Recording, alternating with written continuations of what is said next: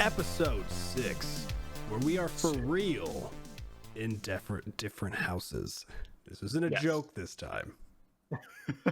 We've figured out the audio. It took us 6 episodes, but we got it. Yes, so we are for realsies, not in the same house. There's no gag here, and hopefully no internet issues, but we'll see. Just fixed it. But yeah, so welcome. I am Tyler, also known as Mr. Teenator on so I don't know, platform socials. I haven't figured out the intro to these things yet. And joined with me is my partner in crime, co-host himself, the Mad Max. Say hello, my friend. Ooh. I like that intro. Hey, everybody. Max Sandberg. As Tyler said, go by Mad Max 528 on Instagram. And that's about it. That's the only social. There we go. We have the Calling All Nerds accounts on That's Twitter right. and everything. That's right. Yeah. That's the only one we need now is the Calling All Nerds at Twitter, or Twitter at Calling All Nerds. We'll learn how to do these plugs eventually. Hey, let's do the plugs right now. Where can people find us? Yes. So, friends, if you're watching us live, you can do !podcast inside of the chat to be able to see where you can find us on Apple Podcasts, Spotify Podcast, and maybe Twitter, or at least YouTube. On all those platforms, Calling All Nerd, you will find us. You'll see a beautiful cover image of a light shining into the sky, calling all nerds to come listen to us. Or if you're on Twitter, at Calling All Nerds Alert, correct? Is that right? Calling All Nerds Alert? Yeah. Boom. Yep. That's how we do it. And we're also live on Twitch right now, /Mr. Teenator, because we haven't made one for Calling All Nerds. Yeah, I was going to say, it's callingallnerdsalert@gmail.com if you ever want to reach out to us with any questions or anything like that. Boom. I really, I got some chills when you were doing that. I'm going to write something down for an intro that we can do for next week. But I love the idea of the beacon in the sky calling all nerds to our podcast. Yes, for sure. We love talking about all the nerdy stuff. We definitely do. And speaking of the nerd stuff, if you follow me on Twitter, you kind of know, I kind of released it, the fact that I have started a new job this week. With that being said, my ability to look out onto the interwebs on what's going on in the gaming world has been very light this week for me. Max also said he had kind of a light week as far as the gaming stuff goes, but Mad Max himself is insane, and he did find some topics for us today. So Max, tell the crew, what are our topics today? So we actually have 2 main topics today in terms of gaming news. One's really big, one kind of small. And then we're actually going to do something really fun that we're going to do on light weeks in gaming world like this, where we are going to give some top 10s of our favorite things in entertainment. And so this week, what we are planning on doing is both sharing our top 10 favorite movies of the last 5 years.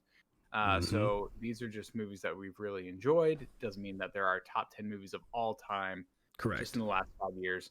But I was talking to Tyler about it today, and I was thinking, it would be really fun if on weeks like this, when news is kind of light when it comes to gaming, that we do something really fun when it comes to other pieces of entertainment and just kind of share more about ourselves and what we enjoy. And I think top 10 lists like this sound really good. I know that at the end of this year, we plan to do our top 10 games of the year of 2020. For sure. So I thought this would be kind of a good introduction to doing something like that. But before we dive into those topics, one of them being that we have now received reviews. They're out in the wild for both Xbox Series X and PlayStation 5. Yes. So we're going to be comparing the reviews that we've seen online, talk about some oddities that we're seeing with PlayStation inside. Accurate. As well as Tyler has some news about Pokemon TCG that he wants to share as well. I believe titled Vivid Voltage. Yes. Which I don't know anything about that, so he'll definitely share all that news. But before we dive into that, I'm actually going to throw a curveball, and I'm going to ask the question of the week that we always ask right at the top of the show. We kind of come up with something at the top of our mind, and I don't know. I kind of in our top 10 movies thing. I've been in this movie space all day. And I want to ask the question, what is your favorite Disney movie? Like Disney animated movie? So my favorite Disney animated movie, I've always kind of faltered between two. I really love Hercules. As a kid, I watched Hercules a lot. I don't. I really am not 100% sure why, because when I watch it now, I still love it. I just like, I don't know. I'm always just like, why was this my favorite? But I know it always has been, and I just like respect that. I guess, I just have this like respect that Hercules was one of my favorites. Yeah. And then like one that really drew me in a lot now, and mainly because of the animation and how this movie to me was like the turning point for like this new Disney style of animation, was Tangled. So you remember Mm. when Tangled first came out? It was like they just started doing the like bigger eyes and like more rounded faces, and the animation was clean.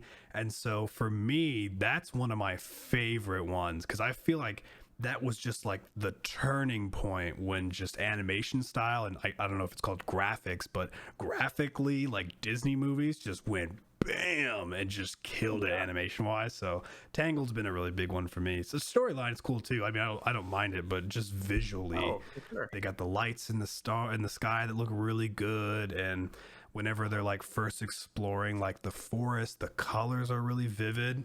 I think that show or that movie so good.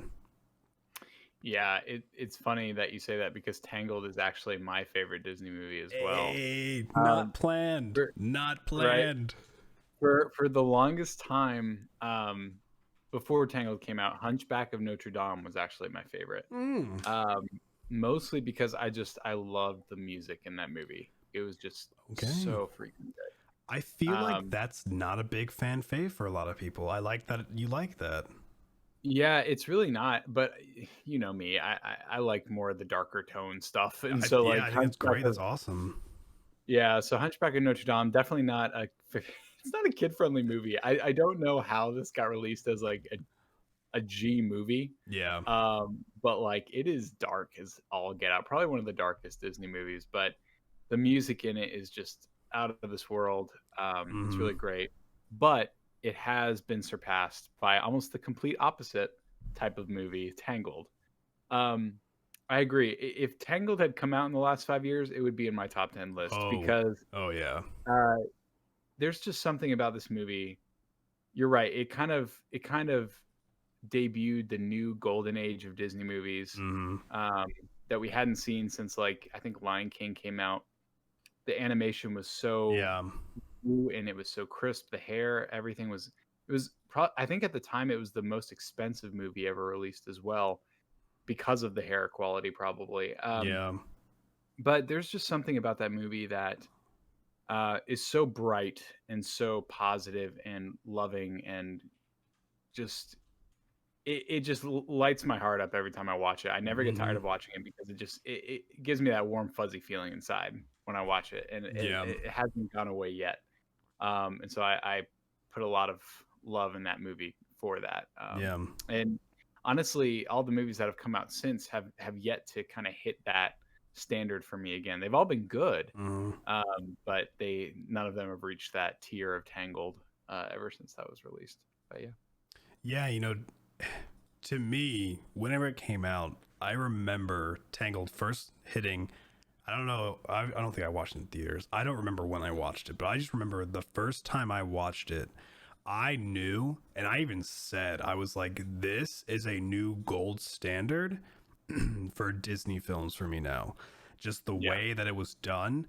Like, even though it was your I don't like to say it, but like your typical the girl and the guy, the romance, the princess, like even though it still followed that scheme, something about it felt fresh for me. I don't know if it was just like him being a bad or like a thief, and then I don't know, just something about it, like his character development. I just really liked. The comedy was really good and like wholesome. Yeah. I think like all the little animals were really funny together, and like the bar scene is so funny. It's so like wholesome too, where you see all these like big burly scary guys and they're all singing and dancing and all that kind of stuff. But Oh yeah. It's so great. And I think what's funny too is I was trying to think about it because you're right. The movie actually came out 10 years ago. I think it came out in either 2010 or Whoa. early 2011. And the only reason I know that is because one of my very first dates with 2010. Ruthie, yeah, 2010. That was the year I started dating my now wife. Mm. And that was our first date was to go to Aw. uh, and see Tangled together, and it was really great. I'll never forget That's that night. adorable. It was really fun. That's so Oh, cool. Wow, thanks. 10 years. How long have you guys been Yeah, married? man. We 6? have now been married 6 years. Yeah, Wow. 6 years. That's pretty dope. That is pretty dope. Well, there you go, folks. Those were our surprising. I'm kind of excited. We both had the same favorite Disney. I I like how know. we both had one and then it changed. I think it's great. Exactly. I think it's great. Oh, Cool. So, Max, you have been the one that have been kind of keeping an eye on the console game here. Would you do the honors of kind of kicking us off on the Xbox reviews and the PS5 reviews, and maybe we'll just start doing some comparisons? yeah, absolutely. So, just like Tyler said, to start off, reviews have been coming in for the Xbox Series X and the PS5 today. Xbox Series X reviews came out, I believe, yesterday or Wednesday, and then PS5 followed suit today, which makes sense because they're both releasing next week, So which is crazy. crazy. I Oh, it's know they're crazy. literally releasing into the wild a week from today. Mm-hmm. No, less than a week. No, yeah, Oh my Tuesday gosh, and then Thursday, right? I think Tuesday is Thursday. Xbox, Thursday is PlayStation. And they're nowhere to Wild. be found. If you have not pre-ordered Mm. these systems, you will probably not see one until 2021. Um, Yeah. and Unless you're lucky. unfortunately, yeah, unless you're lucky, I'm gonna keep my eye out because if I can get one in December, I just might. Yeah, I But think if so. Me not, too. yeah, because I mean it's $400. It's honestly super cheap compared to like, because I think for our audience out there, just so that you know, we're both going for that for the PS5, unless something has changed No, on yeah. Tyler's Yeah. side. But um, Digital edition, right? oh yeah, Yeah. if I can Yeah, get it, yeah. yeah, I don't need the disc. Yeah. We're what is Save it? $100. Yeah, we're in 2020 now. Yeah. But I wanted to. We had like a review roundup Mm-hmm. of Xbox, and I kind of wanted to pull that up first before we kind of compare the two. So I was Okay. going to just do um, separate comparisons, and let me pull this up here. But just from different different gaming websites, I should say, the Xbox Series X has been getting solid 8 out of 10s. IGN, Ryan McCaffrey reviewed the console, and he said this bold and minimalistically designed box is quiet, compact for both the power it packs and especially how it compares to the PS5, capable and loaded with convenience features like instantly resuming and cycling between any of your recently played games. The Verge's Tom Warren also gave it an 8 out of 10 and said, but the best part about this Xbox Series X is that it's not actually a PC. I don't have to worry about drivers, copious game launchers, or Windows updates ruining how my PC works. You turn the Mm. Xbox on and you play games. And then just one more from Jason Schreier at Bloomberg. There are advantages to springing for the new Xbox, though. The Series X can run at least some games at 4K ultra high definition resolution and 60 frames per second. You need a fairly new television and a sharp eye to benefit from the former, but the latter makes a massive difference. With a higher frame rate, animations look smoother, controls feel more responsive, and the overall experience is far better. I think what's funny about these reviews as I'm reading them is now that I've jumped on the PC bandwagon, slowly but surely playing games on the PC, it's kind of funny how far behind game consoles are PC in terms of Yeah. quality. Yeah. And it's kind of funny now that we are kind of seeing these consoles now able to kind of hit those same levels Mm. that PC can. Probably not all the way, but the fact that I'm going to have a console now that can natively run at 60 frames a second is kind of insane to me to think about. Yeah. Yeah. The smoothness is just nice because that was. Some people are always like, yeah, PC Master Race, PC can do this, PC can do that, yada, yada, yada. Sure, like yeah, Right. I play on a PC a lot, but I still respect consoles. I think consoles are great for just, dude, you just plug and play. Holy crap, it's amazing. Sometimes it's all you want to do, Right. right? Or you want to do some couch gaming, whatever it might be. Um, and that was always a big thing. Was it wasn't necessarily graphically, because I think games just look beautiful. I think they've all just looked Yeah. good. And so, but it was always just the 30 frames. You could just tell that there was, and I only could tell because again I was exposed to like 144 hertz displays and high refresh rates on PC and all that kind of jazz.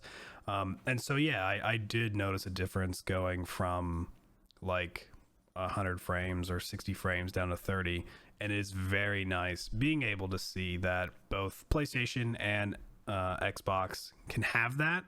Now all we need is a Switch to do it, and then boom, consoles are great. Yep. And then, real quick on a PS5 review roundup before we jump into, I guess, the comparisons of the two. So for PS5, has also been getting 8 out of 10s. 8 out of 10 from IGN, Polygon. These reviews don't have scores attached to them, but this is one from Polygon that says the PlayStation 5 has definitely met and has the potential to exceed my hopes and expectations for the next generation. The first taste of higher frame rates and ray tracing have been fantastic, and the Oh, load ray speeds tracing, are I forgot. absolutely wonderful. New Nice. UI elements such as activities and control center also make everyday tasks easier and open up opportunities as well. And then VentureBeat also says the PlayStation 5 is a big investment, but early adopters won't regret their decision. Even in the era of diminishing returns, the PlayStation 5 manages to excite you. It's not going to fundamentally change the way that you play video games, but it's going to offer a significantly better experience thanks to its fast loading times and stronger hardware that you had with your PlayStation 4. And then US Gamer finally says, while the exterior makes a broad, powerful statement, the day to day use of the PlayStation 5 feels a lot like its predecessor when you actually gain our 4K and 60 frames as clear, consistent benchmarks for many games, drastically reduced load times, and the new haptics features of the DualSense controller are truly just unbelievable to behold. You have to play it to believe it. And so those were the big highlights that I saw when it came to reviews Yeah. in regards to this. Yeah.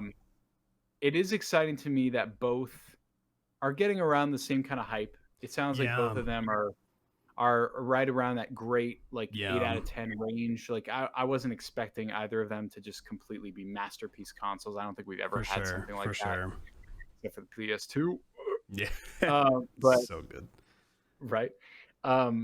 But it is very cool to me that both consoles are doing really well. It seems like when it comes to reviews, but they're playing to different strengths. Mm-hmm. And I really like that. It seems like Xbox Series X is very much going for more of convenient kind of style of like we're just going to give you more of what we know we do well. Whereas PlayStation 5 is very much going in a very drastic new direction, at least in terms of UI, in terms of controller, in terms of SSD, everything like that. And so I think PlayStation is definitely going the more flamboyant range because the console apparently looks absolutely ridiculous. It's huge. It's Yeah, massive. the size is a little interesting. Yeah, the size is big. Like I saw it. I watched a few YouTube videos of people unboxing it, Mm-hmm. and I cannot believe how big this thing is, man. This thing is bigger than the Xbox Series X. It's Oh, bigger than my by a 4. few, yeah. Yeah, and I was like, dang, like this thing is massive, like almost too big. It's not very entertainment system like friendly from what I've been hearing people say either. Like your entertainment system for like where you keep all your consoles and stuff, which is a little annoying. They do say that there is I think MKBHD, Marcus Brownlee on YouTube, he mentioned this on his unboxing.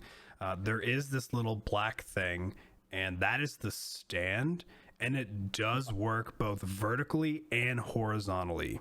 So make sure, because it can stand horizontally on its own, but this little black like circle thing is meant for the horizontal like laying flat of the console.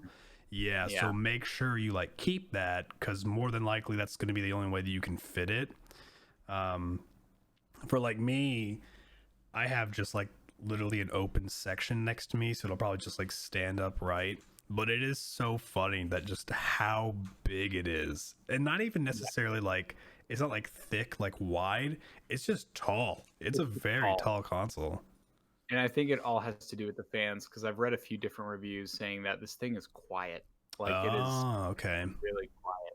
Yeah, that's Which good. I mean, honestly, that it's hard for me to take that to word granted because I almost feel like it's just kind of the luck of the draw with some of these systems. You never know like True. My how the fan is going to PS4 work. Pro blows like a racehorse, but apparently other people don't have that problem. Yeah, My fans kick in like at 170 RPM. It's insane how fast it is. yeah, it's absolutely crazy. I honestly think it's kind of luck of the draw sometimes when it comes to that stuff. Yeah. Um, but before we go into like the comparisons of the two, I wanted to ask you kind of if you had any time to kind of read any reviews for the two consoles, what your thoughts were, if you were Mm, kind of thinking that one kind of beat the other in a certain way, or if they're kind of on the same yeah. kind of ground. So my opinion for usually whenever it comes to who won, whenever it's E3 or if it's like I don't, maybe not Game Awards, but like E3 and like things like that, whenever people are like, oh, Sony won, or oh, Square won, or oh, I've always had the same opinion, and I think I'll still, I still stick to that for this too. I just think that gamers won, truthfully, when it Yeah, comes to these two consoles. I don't think one. I don't think number one is like one of them won with a W over the other. Only because like you really do have dedicated Sony fans, and you have dedicated Microsoft fans, and for them these consoles are perfect for them because they're both yep, upgrades from the previous one. They both have two great options when it comes to like a monetary perspective. One has the good exclusives, one has just like a lot of games to be able to access. oh yeah, They both have their digital, they both have their disc. You can save 200 or save 100, 4K capabilities, and that whole deal. And so I think like truly, and I mean this, like, can't express it enough to anybody listening. I don't think either one. My personal opinion is that just gamers are winning, and I think it's the greatest thing in the world. I can't be more excited because I know people who are very picky on their console, and they only get Xbox or they only get PlayStation. They refuse to even try a PC or even refuse to try like a Switch or anything. They're just, just on these consoles, and those people are the ones that are really winning from it, like, because they're just dedicated fans. Like, you got this right. guy who's had Xboxes his whole life and refuses to get anything else. Dude, cool, you got a good one. Or you got a guy who's been playing since, still plays on his PS1, and it's like, cool, you got a good PS5 now if you want it. And so I would say, to me, they're even, and I've really really enjoyed seeing that these reviews have been in the same range as far as their numeric value that they're beginning. I'm excited to see that, and I'm glad to see that these reviews are not like taking the bias into things. Like, it's good to see reviewers really making sure, like, yeah, how really is this console? I think it's really good. It's doing good. It does the 4K, it does its frames, blah, blah, blah, blah. And they're not like just saying like, well, Sony's got Miles Morales and my Xbox can't even play Halo on the day one. 2 out of 10. So I'm just like glad I'm not Man, reading that kind of crap. why So does that voice sound so familiar to me? Sounds like something from Cartoon Network or something. My Xbox. I love it. Awesome, man. Well, let's dive into the comparisons mm, of kind of like how we were talking about different strengths. I found this really good article from IGN, mm-hmm. written by Ryan McCaffrey and Jonathan Dornbush, um, of just kind of comparing the two and how they play to their different strengths, how one is better than the other in certain aspects. But I wanted to just read through a few of these. I won't like say it word for word, but just skimming real quick before we get into the oddities of these systems that we've heard about. Yeah. So the first thing is the Xbox Series X is very adaptable to your home setup. So if there's one thing the PS5 is it's big. But what exacerbates the issue is that the Xbox Series X is a more powerful console, that it is just as quiet and runs just as cool in a much smaller form factor. And in a vacuum, that would just be a fanboy talking point, but the real world implication of the PS5's size is that it genuinely does not fit into a lot of living room entertainment centers, like you were just talking about, Tyler. Yeah. Whether it's tall or laid down horizontally, in short, it fails the IKEA test. I love Good. that. So, Good. in terms of home setup, Xbox is definitely the winner in that regard. Hmm. Um, this is an interesting one. The PS5 prioritizes getting into your game. So the Mm. PS5 has a custom SSD, and it's the real deal apparently. So it takes under a minute to get from the console completely off to being perched atop a building in Miles Morales. The speed is startling to experience as someone who has been grappling with PS4's UI and slower load times, and it is an absolute game changer in breaking down the time it takes to get to what these consoles are meant to do, play games. Aside from mercifully limiting my time on Twitter, it's a speed that's present through the experience. Switching from Miles to say Astro's Playroom is even quicker, letting me jump between them in seconds without ever leaving a game, thanks to the new control center. More than that, the PS5 UI prioritizes ease of getting into your game. There are no extraneous up overlays and other features like the create button or a quick resume feature.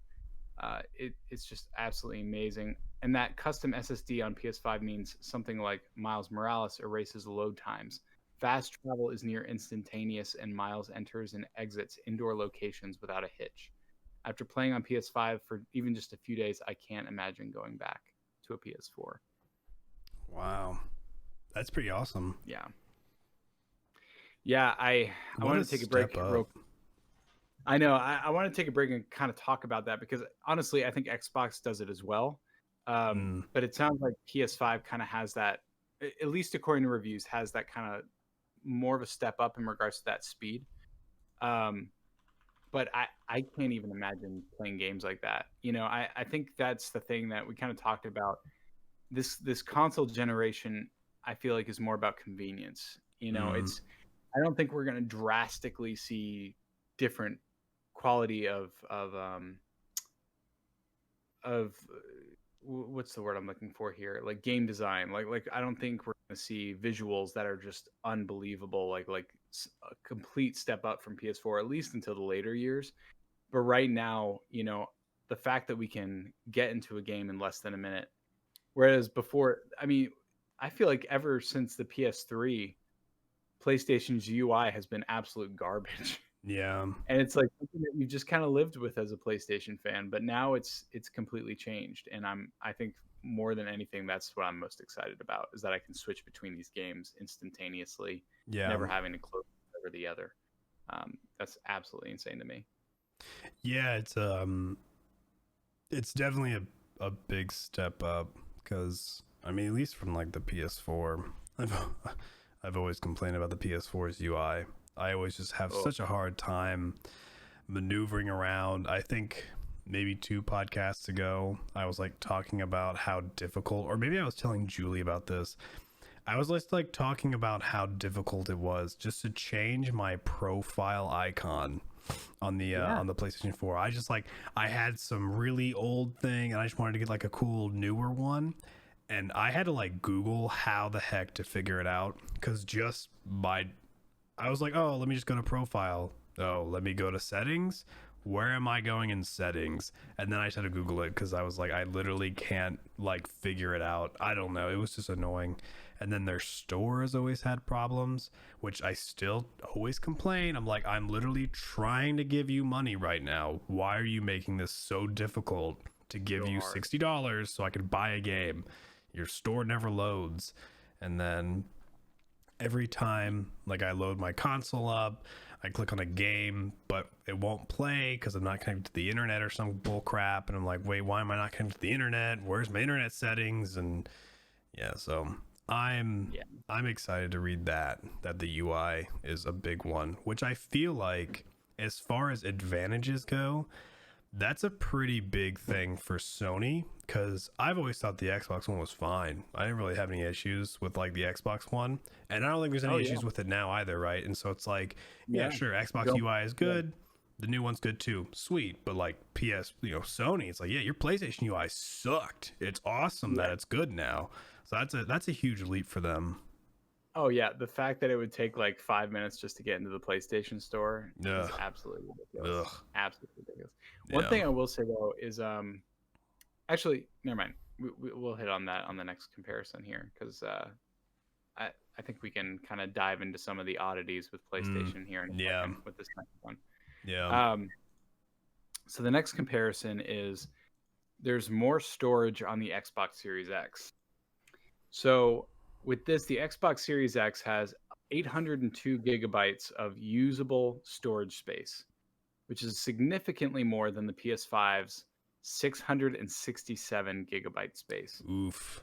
That means the PS5 has 17% less storage capacity than the Xbox. And more practically, it means you can fit approximately 2 fewer big games on your drive. Worse, while the Xbox has an expensive 221 terabyte expansion card option, which is a ridiculous amount of money for a terabyte, the PS5 has 0 storage upgrade options at launch. They will come, but we just don't know when and how much it'll cost. So I couldn't believe this. So I was looking into this and this is such a huge miss. I don't know how they didn't figure this out in time. But Sony confirmed 1 day ago that they won't support SSD storage. So basically what that means, just from reading this here, is once you hit that 667 gigabyte limit, you got to start deleting your games to make way for new ones until they figure something out. Big rip. Yeah, and they didn't tell people this until yesterday, so people have already bought like M2 drives, like different kind of external hard drives to like, and people are mad. They're saying like, well, now I'm going to return it because I can't even use it. I don't even Yeah. know if you're going to accept it. Yeah. And that's just, I mean, it's just absolutely crazy to me. I think and I mean, correct me if I'm wrong, you may know more about this on your end than I do, but with SSD external storage, I couldn't just move over like my external USB storage to the PS5 to use for like gaming space for like downloads, right? Like I would have to use the SSD. Does that sound right? Maybe say it again. I don't know if I follow. So I'm trying to think if that makes sense actually in my head. If I say like I have an external USB drive Okay. that I have from my PS4, Yeah. if I move that to my PS5, could I use that to give more space for downloading games, or does it have to be an external SSD? Oh, got you. I mean, it sounds like all USB pluggables aren't working from the way that they're like claiming, but if it could, in theory, yeah. So like you could use a USB drive. Like I put anime on my USB drive plugged into my Xbox, and I just watch anime from a USB drive. I also put like video games on that same USB drive, and I can load games from that USB drive. Okay. So like in theory, yes, you should. I mean, going from a PS4 to a PS5, there's like that debate where it might not recognize it, and it might be like, oh, you have to reformat and you lose everything on it because now you're on a PS5, which is a different like operating system or whatnot than your old one. But let's just take all those outliers out of it. The theory would be yes, you should be able to use it. It doesn't have to be an SSD. It could be just like any type of external drive. But the way that it's sounding is like it's almost like you're at like a company that doesn't allow you to plug your own thumb drive into their computer because they think it's malicious or something. And it seems Right, like that's like malware. what it's that's what it sounds like. It's like, nope, you can't plug anything to our PlayStation. We don't want you to hack us. No, get out of here. Big nope. And then Sony's I'm like, loving these voices. so Sony's like, yeah, no, you're good. If you want to plug one in, go for it. What's the and this is just me not having as much techn technological knowledge as you, but Mhm. what is the difference between SSD and, like, I guess The HDDs. the HDD? Yeah, Yeah. in terms So of their drives. HDDs are like the older ones, and so that is like a disc and the like a physical disc, like you imagine like a CD. And the way that the writing is happening on my phone's on, and the way that the writing is happening is, do you know how records are made, like vinyls and stuff? Do you know how that works? No, I um actually don't. okay, so the way it is there's like a needle, and this needle is like etching into the vinyl, and that's how the sound is recorded. Similar with HDDs, there's like a needle of some sort that is scratching into uh the disk drive, and it's storing things.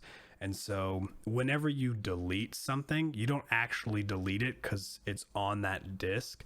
All you're saying is like, hey, this part of the disk is rewritable, and now I have that space allocated to me. So that's how an HDD is. And so with that being said, there's like RPMs to it because this disk has to spin.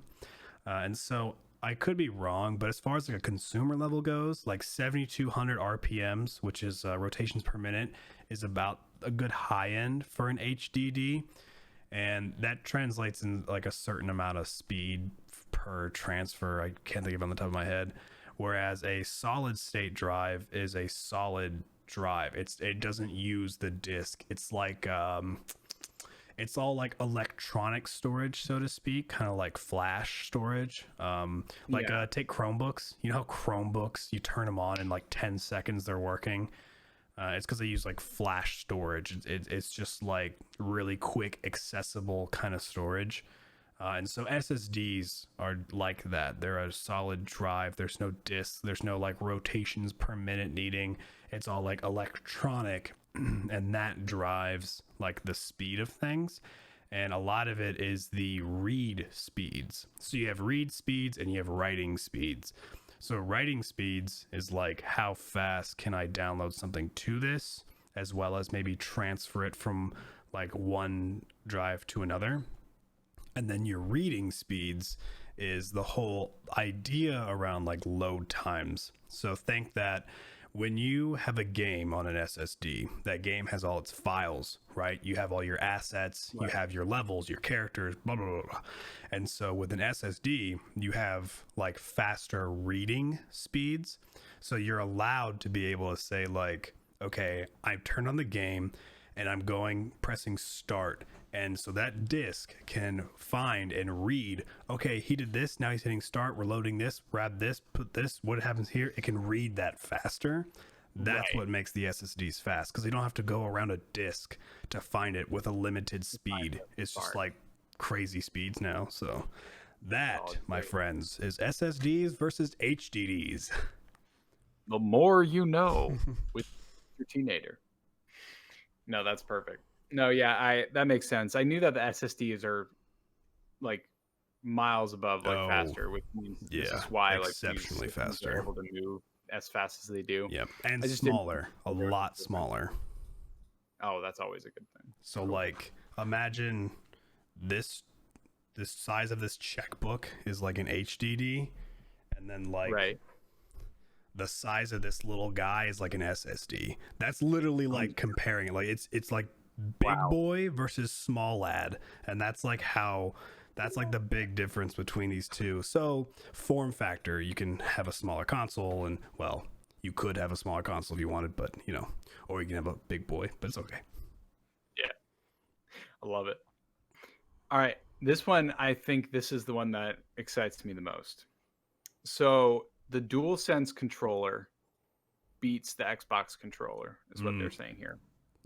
yeah. Um, because of the haptic sensors, the adaptive triggers. Apparently, they're saying time will tell how extensively developers use these tools within the controller. But the way that these games play with it, Astro's Playroom simulates rainfall, or the coiling of a spring, or skating on ice, is enough to make me a believer in the tech. Xbox has very much taken a if it ain't broke, don't fix it mentality to the Xbox Series controller.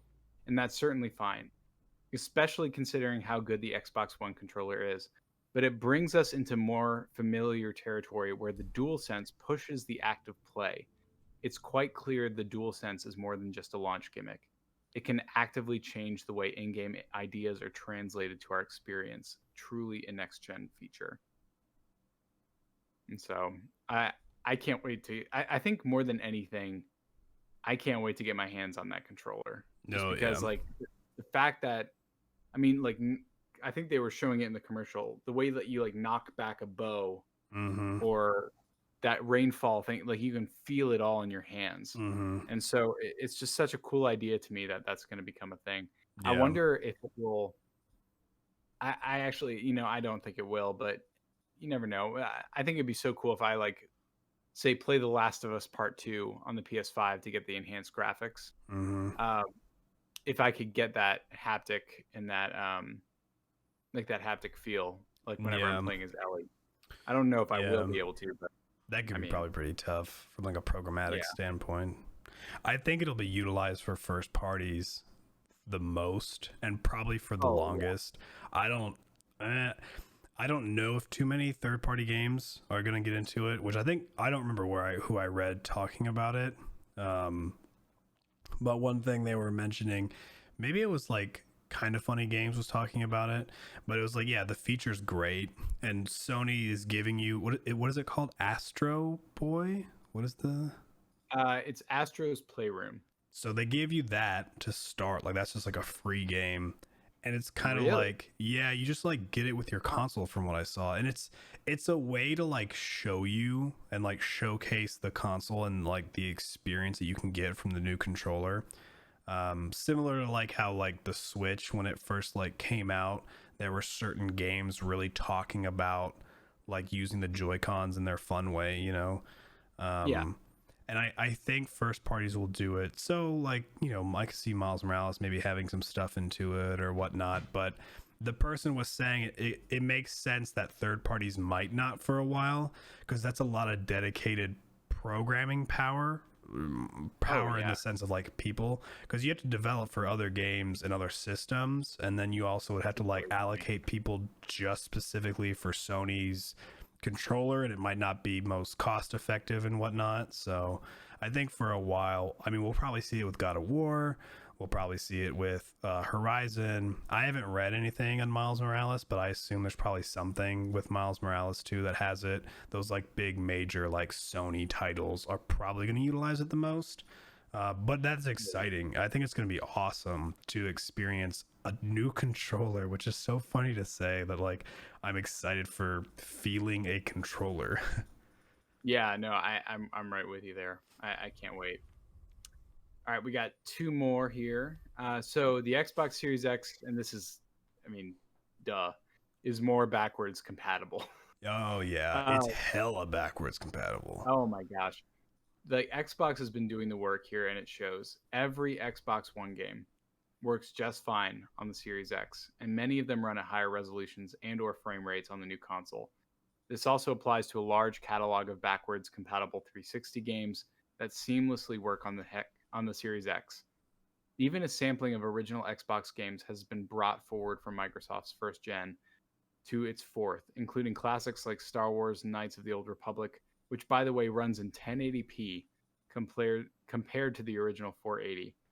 Wow. Sony has done a good job of playing catch up with a lot of PS4 games now compatible with PS5, but you won't be digging any further back into PlayStation's past than that. Mm, And while the PS Plus catalog of PlayStation 4 titles is awesome, it still can't hold a candle to Xbox Game Pass. mm.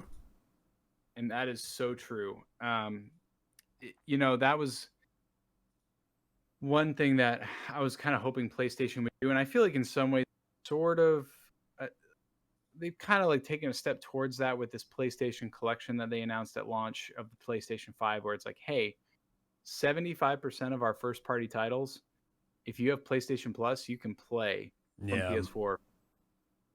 Well, not for free, you're paying for it, but like it's a big collection of games. It's about like 20 odd games, all really, really good games, like first parties. Yeah. I think there's like a few in there that aren't included. I think Horizon Zero Dawn isn't included, for example, which is kind of shocking.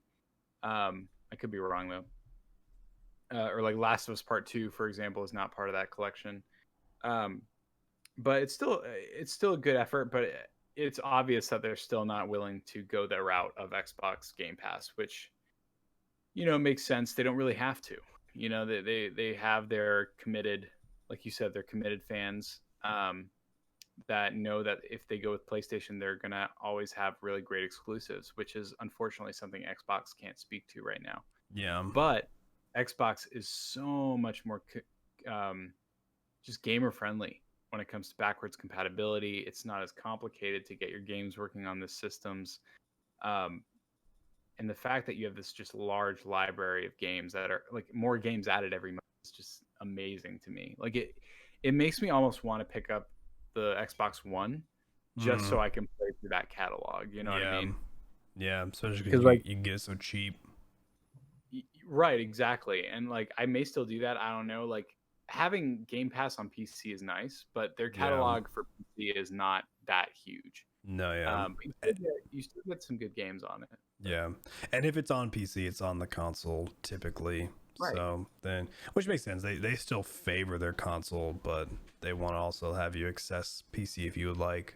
But yeah, sure. I mean, is it surprising that Sony's all about the like play the new stuff versus Xbox being like play stuff? Like we don't care, just play it. So please just play games on our system. yeah, not like too surprised. No, not surprised at all. Yeah, I mean, I guess like maybe Sony just assumes that most people keep their older consoles.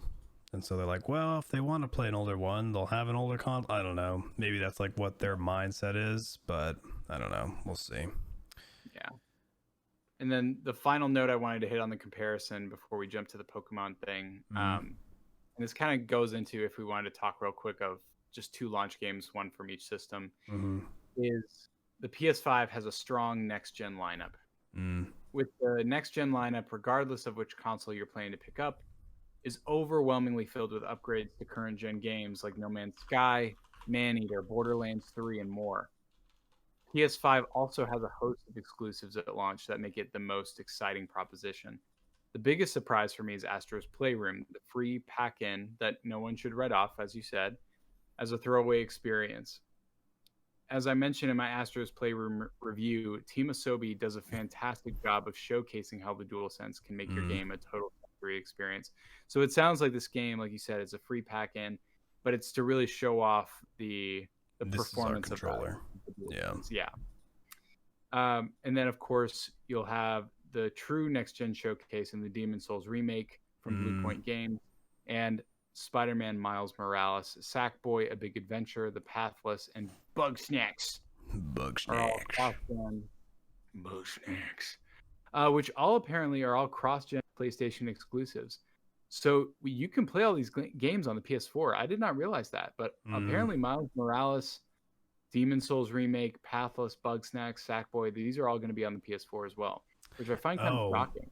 I didn't know Demon's Souls and Spider-Man. That's interesting. Yeah, I didn't know. I didn't realize that either. That's cool. Yeah. Is it a free upgrade? Because I'd get that now just so I could play some. I mean, that's a good question. I think we would have to delve into that more. I feel like they are not doing a great job of communicating how that works, that cross-platform compatibility. No. I would be shocked if you bought Miles Morales on PS4 that you wouldn't be able to eventually play it on PS5. Yeah. Like upgrade it for free, I should say. Yeah. I don't think I would want to play it until I was playing it on the PS5 though. Yeah, but that's just true. Me personally. That's true. But I mean, you should do it so that if you beat it, you can review it for us and tell us how great it is. Which kind of goes into something I wanted to talk about real quick. I was wondering if you would be willing to talk on Assassin's Creed Valhalla reviews that have come through, but I wanted to quickly touch on just a few reviews that have come out for some of these games for the launch lineups. that I thought were very interesting. One being for PS5, the main one I wanted to speak up on was Miles Morales, which has gotten 9s out of 10s, 10s out of 10s. People are saying it's an excellent first game for the PS5.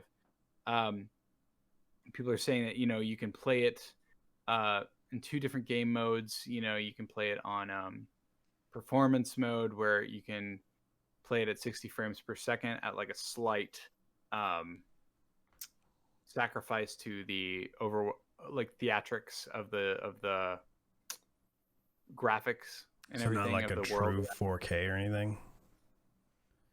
That's a good question. I don't know if it's a true 4K if you play on 60 frames, but it still looks good from what they've said. But they definitely have said, like, if you play it in 30 frames, like, that's where you get the full, like, 4K quality. Gotcha. I don't know. So I think you still play it in 4K on the 60 frames. There's just a slight downgrade in the graphics. Gotcha. One thing that I was very interested to hear about for the game, and thought was interesting, was I was wondering how long it was, because you can buy this on its own for $50, which is cheaper than most first-party exclusive games on the PS5 now are going to be $70. They've upped the prices, which makes sense. But Miles Morales, according to how long to beat, you can beat this game in 8 to 9 hours. Just story on. Oh wow.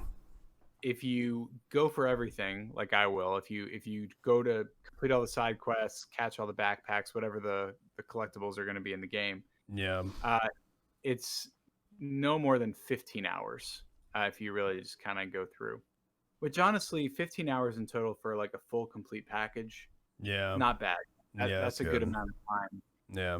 But I wondered how long the game is going to be, and it sounds like it's pretty short. It sounds like it kind of reminds me of Naughty Dog's Uncharted: A Lost Legacy, where it was a standalone title, but you could buy it for $20, and it only lasted like 5 to 6 hours. Yeah. So it's not super surprising. I kind of assumed, outside of Demon Souls, most of these first, release launch games were going to be on the shorter side, as they usually. But Demon Souls will probably be the one that has like the fattest time of play. Yeah, probably just for like difficulty reasons too. Like Demon Souls is, trial and error as to figuring out how to like kill the insane boss that's in front of you. Whereas Miles Morales will be more linear, and there's probably difficulty settings anyways too, of like easy, medium, hard, insane, Spidey boy, or whatever it might be. Spidey boy. Yeah. But yeah, so I just thought that was kind of cool that reviews have come through for it. It sounds like it's an amazing game. Just for people listening, be aware it is on the side. Yeah. So don't be disappointed if you beat it fairly quickly, especially if like it's one game that you buy and you beat it in like 2 days. Yeah. Be aware of that. Yeah. Yeah, and on the Valhalla side, the game is not out, but some streamers have been getting like early access codes. And so they've been playing the games. They can't show major sections yet, though. There is a limit to how much they can play. But from what I've been seeing, people have been playing the game on Twitch that I've been watching. So JP in particular is a guy that I watch, that he was playing it, and he got about maybe 5 hours into the game. And he tweeted out too, which I could probably find his tweet real quick. Let me see. It was pretty recently, but he just tweeted out kind of like a quick synopsis of like his day. And typically with these streamers, and I do know him, as far as a streamer, he doesn't take a bias, just because even though Assassin's Creed gave him early access, it wasn't like an ad. It wasn't like a paid promotion to play this game by no means. But so his tweet, it was an hour ago, as of whatever time it is right now, 8:40 Eastern time. He says, I had a really great time with Assassin's Creed Valhalla today. 5 or so hours in, and I feel like I've barely scratched the surface of the game. Can't wait till the embargo fully lifts and we'll jump back in. Thanks for Assassin's Creed for the early access. So it sounds like he was allowed 5 hours to play, which seems about to be the same for a lot of these streamers that are playing it. They've been given access. Maybe it's like a first mission or like a first little section.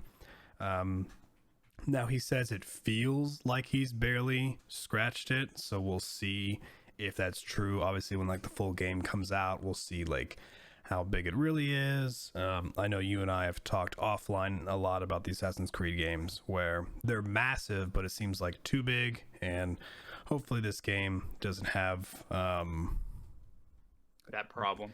Yeah, and so like reading some of the people who like have replied. So for example, this person replied to his tweet saying, it was a blast watching. Looks like more Odyssey with some improvements and a better setting. Can't wait to see where the story goes. Definitely be watching you again.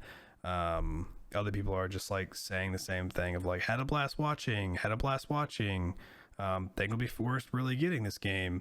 Looked like it was fun. So I mean, it seems like the people who watched them too enjoyed watching the gameplay, which I think is great.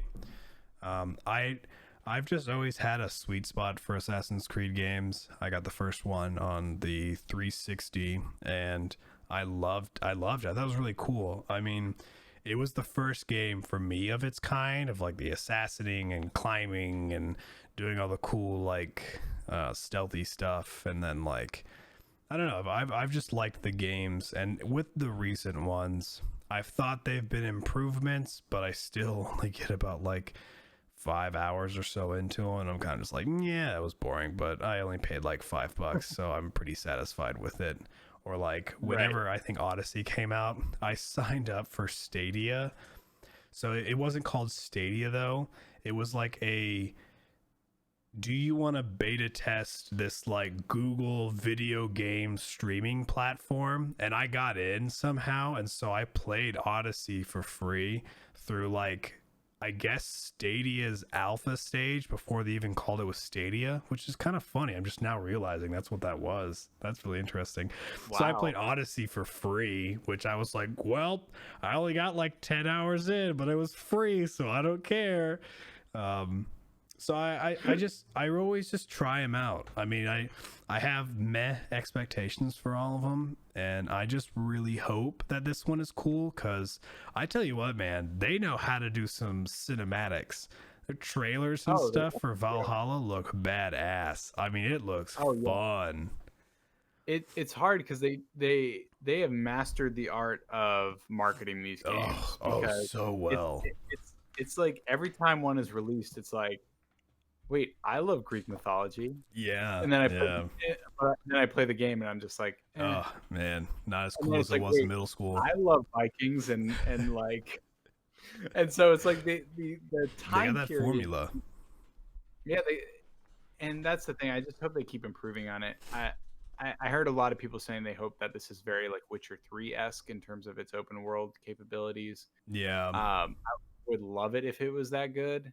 But I guess we'll see. I don't think reviews have come out for it yet. I think it comes out at launch, I believe, at least for Xbox. Yeah, I'm pretty sure it does.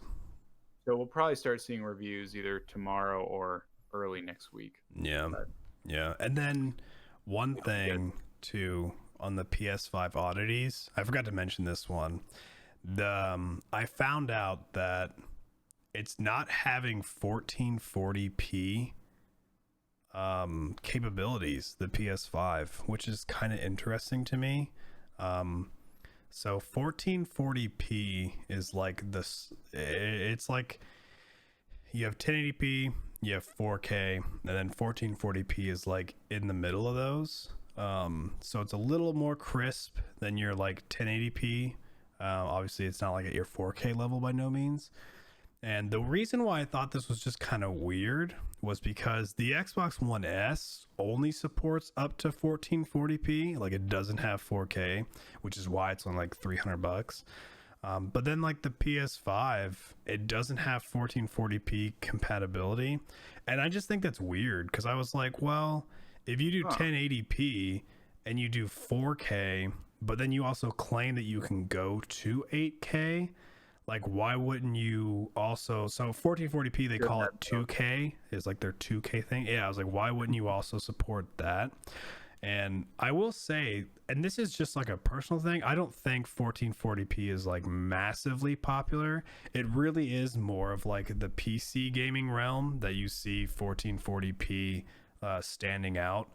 And for me, that's what I use. So this monitor in front of me is a 1440p monitor. They've become a little bit more affordable than they used to be, and I don't have the funds for 4K, and I wanted to step up from 1080p, so I got like a 1440p. And whenever I play a console on here now, I could definitely tell it's like slightly stretched because it is trying to make 1080p look okay on a 1440p screen, you know, so it like slightly stretches it a little bit on that like vertical or the diagonal angle. So I was a little sad to hear, just because for like my personal use and like on my streams and stuff, if I wanted to stream off my PlayStation 5, which I totally want to, I don't think you're going to notice it from maybe like a viewing perspective on the stream, but like me playing the game, I'll just be like, oh damn, I can't like play it at a true 1440. So I've been like trying to figure out, like I have a TV behind me and I'm like, well, how can I maybe stream from that? And I don't know. So I just thought it was weird. I just thought, you know, that was, I don't know. I just thought maybe they would have that in. And so won't be a deal breaker for a lot of people. But again, it just seems random. Yeah, that does seem really random. I don't know why they did that. Yeah. Really yeah. And it was just talked about today too, as well. Like how you mentioned that they just talked about like the SSD storage and stuff. Yeah, they just talk about now that 1440p isn't available. It's very odd how they've kind of hid this in our live chat a little while back. There's a guy, Dark Castle, in my chat, and he's like, when we were talking about the SSDs, he says, yeah, I like to just think that they purposely held off announcing it to make a little more money off of them. You know what? Like, it kind of seems like it, right? It's like, oh, let's not talk about external storage and like other viewing parameters before the console launches. Yeah, that sucks. What the heck, man. Well, that was really all just the big news from the reviews and comparisons of these new systems. I'm sure we'll have more to talk about next week once they're out in the wild and we hear more word of them. But yeah, that was kind of our big topic before we jump into our top 10s. Yes. Tyler, I know you wanted to jump on to Pokemon. Yeah. So if anybody is kind of following the TCG realm for Pokemon right now, the way Pokemon releases cards is insane. It's like Angelina Jolie when she used to adopt a bunch of kids. And these packs, I swear, comes out like every other month. I'm seeing a new expansion. So this expansion coming out, which is hitting pre-release soon, it comes out on November 13th. So in the day after PlayStation, so Friday. It's called Vivid Voltage. So Pokemon has just been like, well, not just Pokemon, but like the TCG, which stands for a trading card game. That whole TCG realm, Magic, Yu-Gi-Oh, Pokemon, that kind of stuff has just boomed a lot because of COVID, people staying at home and all that kind of jazz. And so Vivid Voltage, which I will probably link this Bulbapedia article on inside of our inside of like the YouTube and like the notes later on after the stream. It just shows all the cards, and there's just some really cool cards that are going to be out in this expansion. So if you're excited about Pokemon TCG, I usually like to get a few new packs. There's some pretty cool, there's like 2 shiny Pokemon you might be able to pull. They got some cool VMAX cards and whatnot. So not really too much to talk about. Just wanted to kind of say, hey, yeah, like I'm into Pokemon. If you're into Pokemon, you should definitely hit me up with some stuff. The new TCGs will be coming out next Friday. I would love to see if I could get my hands on some and maybe open them live, because I think it'd be kind of fun. But We'll see. So that's coming. It just seems like, I don't know, these cards, man, they just come out so fast. I feel like I just learned about the last expansion, and then somebody tells me like, oh yeah, don't worry about that. The new one comes out in 2 weeks. And I'm like, oh, Oh my okay. So, but yeah, so that is the Pokemon realm. Awesome. All right. Well, I guess Tyler, if you're up for it, I guess we can. I think this is the first time we're ever doing like a top 10. Yeah. Yeah, we haven't done anything like this yet. I always like want to come up with like cool little like like little jingles for our like segments, but I never... Box. Top 10. Yeah, whatever that is. It's fine. How so I was thinking of a way to come about this. I assume we're gonna start with 10 and then go to 1, correct? Start like low end and then go to the top. Or yeah, we can definitely do that. okay, so should we like you give your 10th movie, I give my 10th, and then you give your 9th and 9th, so on and so forth? Yes. Okay. I think that sounds good. For the sake of time, I don't know where our time thing is now. Yeah, I was gonna say let's just focus more in depth, probably on like our top 3. We could probably get a little more explaining. And then just do like a brief synopsis of our first 7. Yeah, I would say just based off time. That sounds good. Would you like to do the honors and start with your number 10 of our top 10 movies from the last 5 years? All right, number 10 for me is this movie came out in 2016, and it was the Warcraft movie. I am a big World of Warcraft fan. I'm a big Warcraft just in general. I shouldn't just say World of Warcraft. I'm a big Warcraft fan, and so when I saw this movie, I thought it was great. I loved it a lot. I thought like CGI wise, it was pretty cool. The storyline was fun. It was a memorable story that I knew about because I'm all up in that World of Warcraft lore. And so Blizzard's always had a fun place in my heart, and so I liked the movie. I was like totally cheering on another one. To me, this movie was like the Final Fantasy film that came out. So highly recommend it if you're into those CGI video game movies. The Warcraft one was a really good one. Nice. So my number 10 is probably my favorite romantic comedy in the last quite a while, and I normally don't love romantic comedies, but that is Crazy Rich Asians. Oh, yeah, nice. In 2018, this was not a movie that I expected to love, but it's just a really like fresh take on just falling in love with someone that you thought you knew, and then you go to meet his family, and they're crazy rich Asians, and they just have like that old money, like that money that like they could not spend all of it in a lifetime kind of money. And this movie is just all about showing excess. Amazing performances all around by Awkwafina. It's funny as all get out. A fantastic movie. Highly recommend you go watch. And you can watch it on Amazon Prime if you have a subscription. Ooh, nice. That's cool. Yeah. So number 9 for me, this movie came out in 2015, and it was Mad Max Fury Road. So that is my number 9. I'm going to assume that is in a higher ranking for the Mad Max himself. So I'll let him talk more about it whenever that point comes. So my quick synopsis of it was, I thought it was dope and it was fun. So that's number 9. That's so funny. You know me so well. So my number 9 is this movie. It's actually pretty recent. It came out in 2019. It is a crime mystery movie called Knives Out.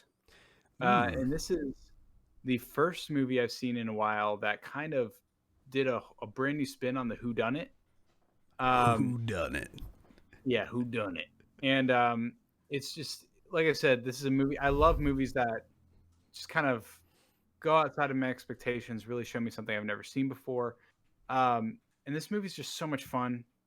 It's not really scary, but it's just really kind of cool, and you really don't see the ending coming for who did it. But I can't recommend this movie enough. Definitely go watch it if you have an Amazon Prime subscription. It is there as well. Another Prime. Yeah, Amazon's got some great movies right now, so sign up. Sweet. Number 8 for me is an animated film. Came out in 2017. That is Coco. Um, I love music. I love animation. And with Mm. Coco, just like the visuals. Oh my word. We were talking about Tangled earlier. This is another, because this is Pixar, right? It's not Disney. It's like a Pixar Yeah, film. Pixar. Yeah. This is my new Mm. standard for like Pixar films. So if that says anything, I really just like the colors, because it's all, you know, like Day of the Dead stuff, and they use a lot of very fantastic, beautiful colors. Music is awesome. Animation is beautiful. So that is my number 8. Nice. My number 8 is a movie that came out also in 2019, just because 2019 was a banner year for movies. Uh, Parasite. Uh, Okay. this is a movie that is directed by Bong Joon-ho, Mm-hmm. one of my favorite directors out there. He also did Okja and probably one of his most famous movies, Snowpiercer. Um, his movies are just absolutely incredible. Is Peter nodding at you? No, he turned the fan on. It is hot as heck in this. And when I Oh saw him yeah, stand up, I was like, yes, thank you. right. Yeah, it is. I'm tired of these heat waves, man. Just Oh, give us the cold and stay oh, in it. yeah. Um, but yeah, this movie is very much about social classes. It's about, you know, this family that kind of is parasites to this rich family, but in a way that, like, you know, they're just trying to make ends meet. Mm. And the cinematography in this movie, the way it's directed, the dialogue, it's all in Korean, but it is just haunting. It's absolutely thrilling, I didn't know and I can't. Snowpiercer did that one. That's cool. Yeah, Bong Joon-ho did Snowpiercer along Mm. with Akira. His movies are just incredible. This guy is an amazing director, Mm. one of the top ones out there right now. And he's from South Korea. He does amazing films. I cannot recommend this movie enough. Please go rent Parasite Go to your and watch it. Blockbuster, rent it. Go to your Blockbuster. So for me, number 7, 2016 movie. I had a hard time placing this one. A big reason why this one is on the list for me is because when I watched it, my family and I went on vacation for, I think, the first time as a family since, oh geez, I mean, it's got to be like 6+ years since we had gone on a family vacation. Yeah. So this movie is called Leap, and we watched it on Netflix. And it is an animated film. It is about like a dancer, and she's an orphan, and she has like another orphan like friend, and they compete. They both like escape like this orphanage, and they compete to see who can become more successful as like a runaway in a way. And so she's a dancer, and it kind of follows her story, and it's really wholesome. It's a really fun and enjoyable animated movie. And again, like putting it above Coco was a little hard for me too, but I think just because of like the emotional part of it, you know, we all watched Yeah. it as a family. It was really fun. And so like whenever I see that film, I remember that vacation. I had an enjoyable time. It was just an enjoyable one that like anybody could watch, because we had at the time like a 2-year-old. It was fine for her to watch it, and then all the way up to my mom and my dad, who were obviously a little bit older.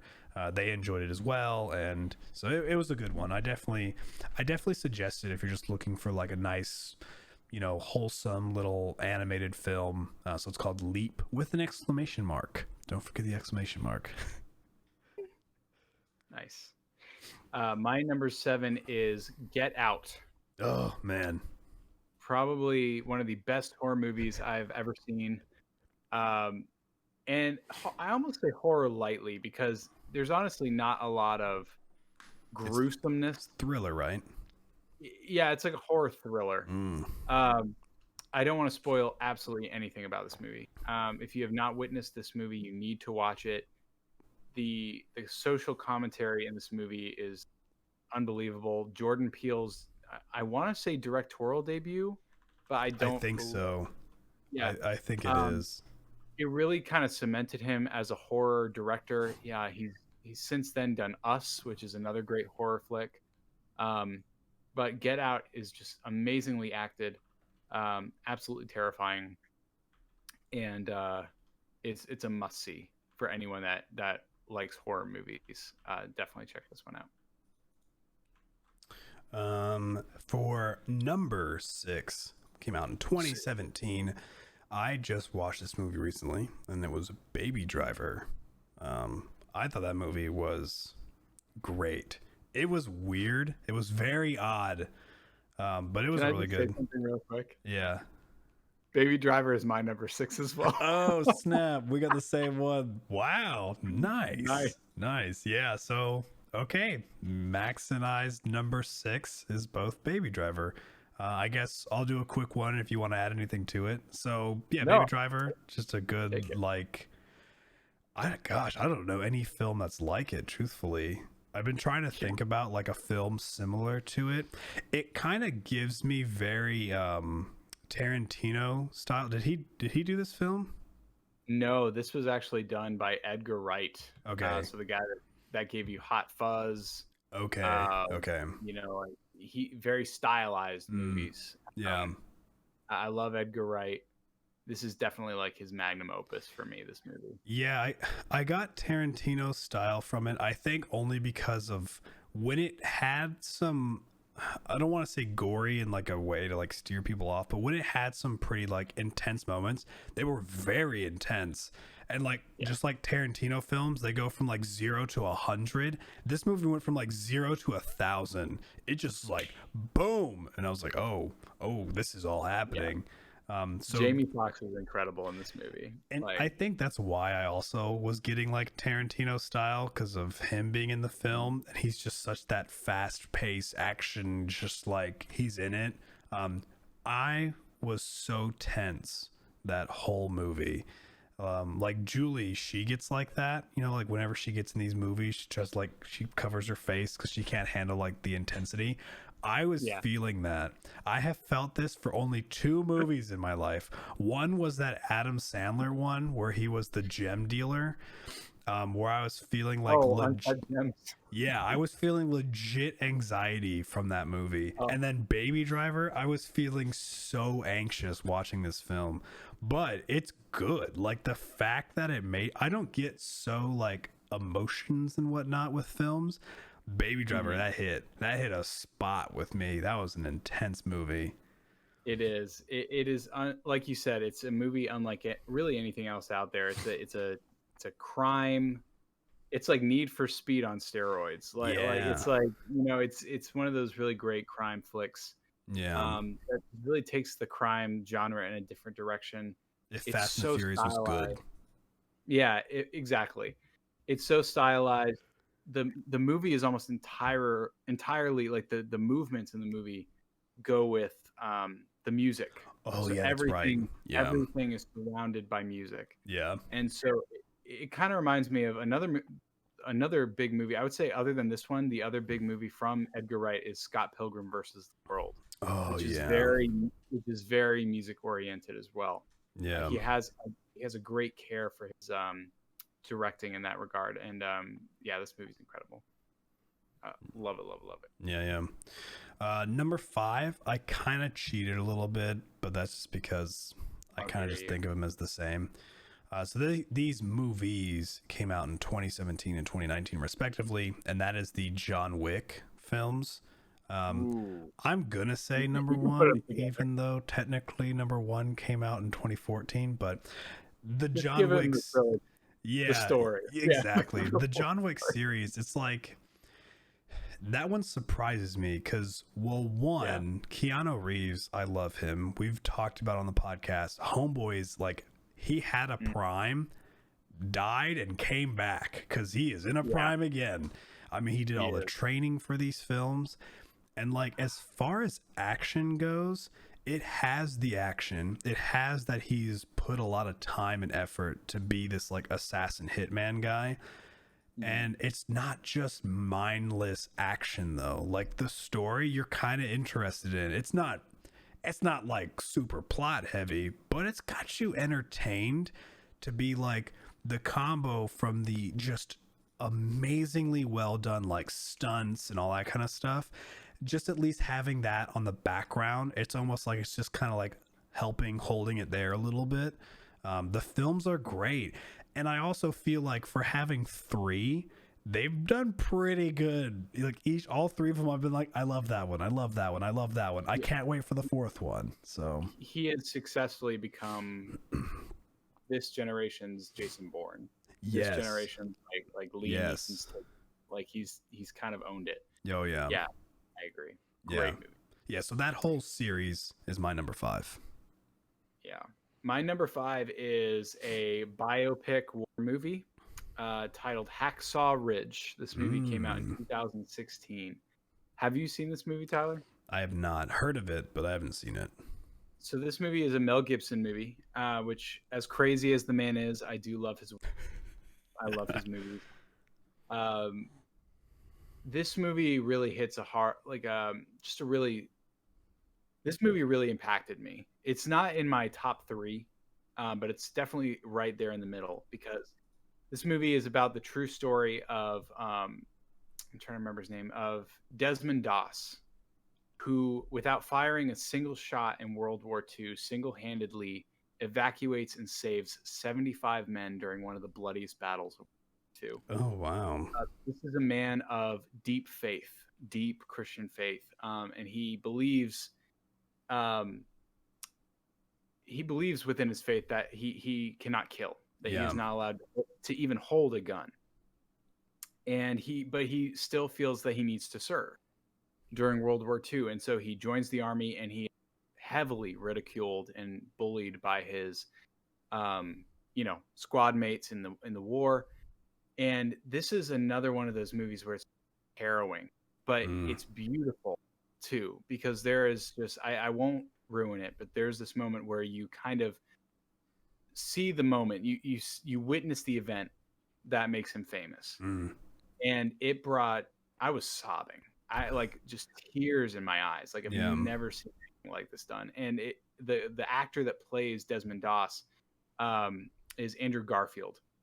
Who you don't see him in a lot, but this kid is an amazing actor. Like nice. And he does not get enough credit for this movie. Nice. I love him. Yeah, you and I will watch this movie. If you love Andrew Garfield, like we'll watch it. Yeah, I'm a huge Garfield fan. You, me, Peter, we have to watch this movie. You guys will watch it. It's so good. Cool. We are on what, 4 now, right? Yeah. Okay. We are on. So my number 4, which could easily be in the number 3, but I'll explain why it's not when I get to number 2. So number 4 for me, again, I also just recently watched it, but it came out in 2018, and that is Black Panther. For a long time, I just wouldn't watch this movie. I got really annoyed with Marvel films, and I only got annoyed because, like, you get burnt out. I did. I felt like the Marvel films just kept coming out, and I always was like, man, as a kid, and I don't know if it was just me being a kid and my sense of time was different, it just felt like they were more rare. And it was like, oh my gosh, like a Marvel film came out. It's been like a couple years. Like, this is so great. And then with like these movies, it's like, oh, cool. Like last 4 months, I had that one, and now this one, and then in 2 months. So I was like, just like burned out on Marvel films. But in light of his passing, what is his name? I always forget the actor's name that played. Oh my goodness gracious! Hold on, let me look it up real quick. I'm so sorry that I forget his name. Oh, I'm blanking too. You're fine. Why is he not coming up as the lead actor, which is also weird? Let me see if I can find it real quick.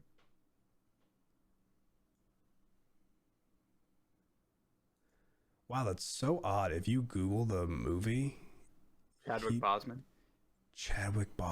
He doesn't show up on the. This is very annoying. You know who, like, it's like Michael B. Jordan, Lupita showing up, Denai, like literally all these people. He's not showing up on this. Isn't that interesting? That's so weird. Well, in light of his passing, I was like, yeah, I really want to watch his film because I heard such great things about it. Julie was the one who actually recommended it, and man, that movie was hard to watch because obviously he had just passed away. I think it was the day he passed away. We watched the movie, and gosh, the movie was so good. And I just, the whole time I was watching it, I was like, this sucks because I want a second one, but I don't because I know he won't be there. I mean, I think they've already talked about what they're going to do, and that could be a later discussion. But gosh, it was so good. It was so well done. And it was like the story was so good. It really shows off that like Marvel knows what the heck they're doing. Yeah. And for what just seems like a spin-off kind of a thing, just kind of bring Black Panther into things, they did such a good job. And I think what I liked a lot about it was that it wasn't very like Marvel universe heavy. Like Right. I love Standalone almost. yeah, I love me some Avengers, and I do like when like Thor and like Hulk did their thing. Like I think that's cool, but I do love me a good just like dedicated to this group, and that's what they did. They just focused on these people and this like under almost underground society, so to speak. And Yeah. they just did a great job, and it was just so heartbreaking to watch knowing about his passing. But yeah, if you haven't seen it, I definitely recommend that one. So that's my number 4. My number 4 is Little Women, the newest version that came out. Gosh, I want to say last year actually too. Another 2019 movie. 2019 was Um, great for you. it really was, man. There were so many great movies in this year. But Little Women came out. I honestly had never read the book, never seen any previous version of Little Women.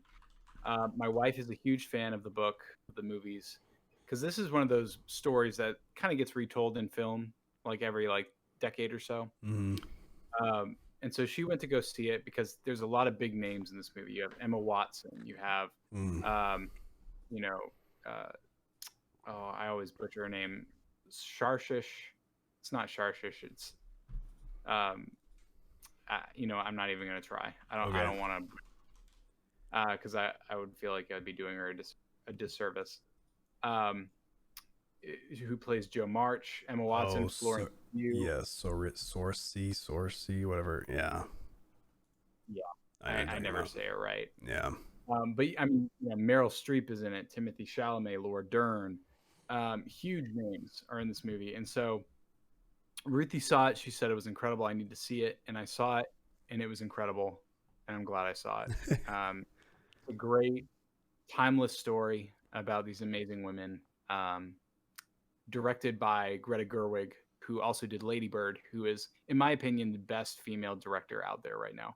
Her movies are absolutely amazing. nice. Number 3, 2015 movie. Just hit that cusp. It is The Martian. So we hit our top 3. So I'll go a little bit more than I have been on the other ones. So for me, The Martian was like, oh man, just this whole space thing was like really in for me. They just had McConaughey's movie. What was his called again? Where he like, Interstellar. yeah, wasn't that like 2014, right? Yeah, it was like literally the year before, I want to say.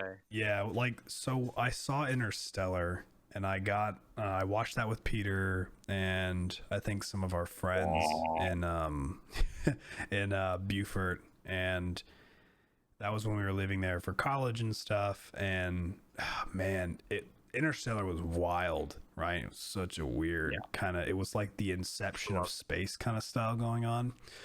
So it. I was really hooked on like this space stuff. Then The Martian came out, and like Matt Damon, he's my homeboy, right? I've never met the guy, but if we met, I bet we'd be tight. I Is love, that every guy? right? Me and Matt, we just go back. And I just love Mad him in Damon. movies, and I do too. being able to see like, I don't know, man. I've never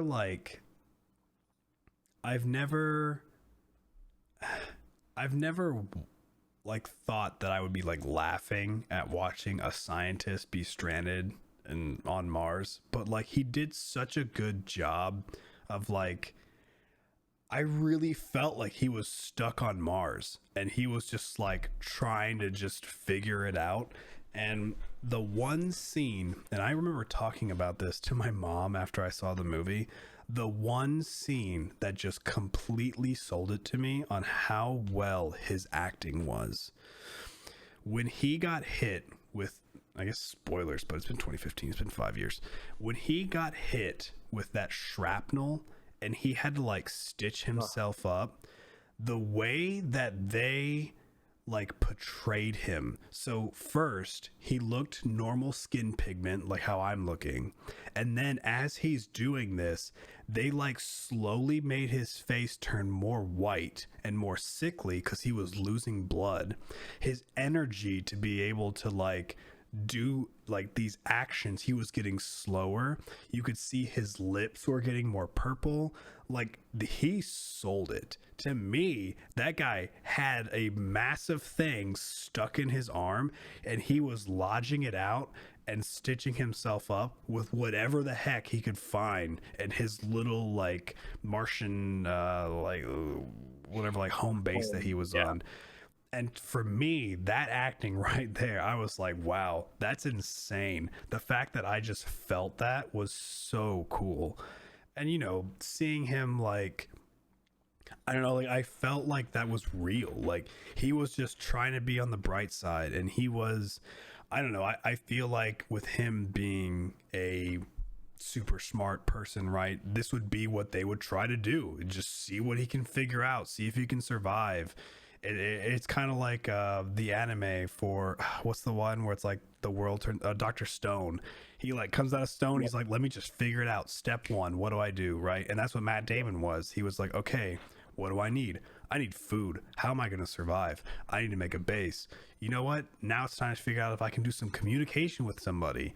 And it was just so cool, and it was such a fun movie. And hey, I'm a sucker for a good ending, and if you haven't seen it, it's got a good ending, so that's always nice too. But yeah, The Martian was just so much fun to watch. And typically a lot of these, like a lot of films, I don't rewatch. It's just kind of happens, I see it once and I just love my first experience, and it's hard for me to recreate that. But whenever I watch The Martian, I still feel the same whenever I watch it, and that is why it is on my number 3, because it's just it just hits me every time. So good.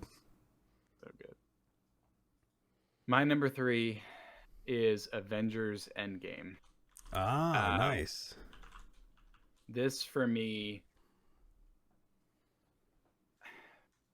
I'll never forget seeing this in theaters, and the assemble moment happens and just getting chills and just seeing what I've read in comics growing up all my life happening on film in IMAX in front of me. And it brought tears to my eyes because I was just like, I can't believe we are here. Like, I can't believe we have reached this beautiful climax, this beautiful tying up of a bow of 23, however many movies.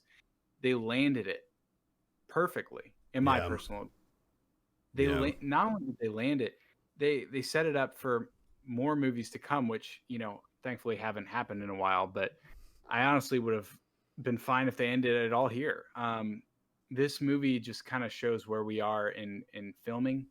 The fact that you can have so many characters intertwined like this, the world building that they've built, just, you know, I don't want to talk too long about it, but just everything about this movie, it was just, for this 3-hour long movie that just from start to finish kept ramping it up over and over and over again. And it never slowed down, and it never got old. And it was just the perfect action adventure movie, in my opinion. I just loved every moment of it.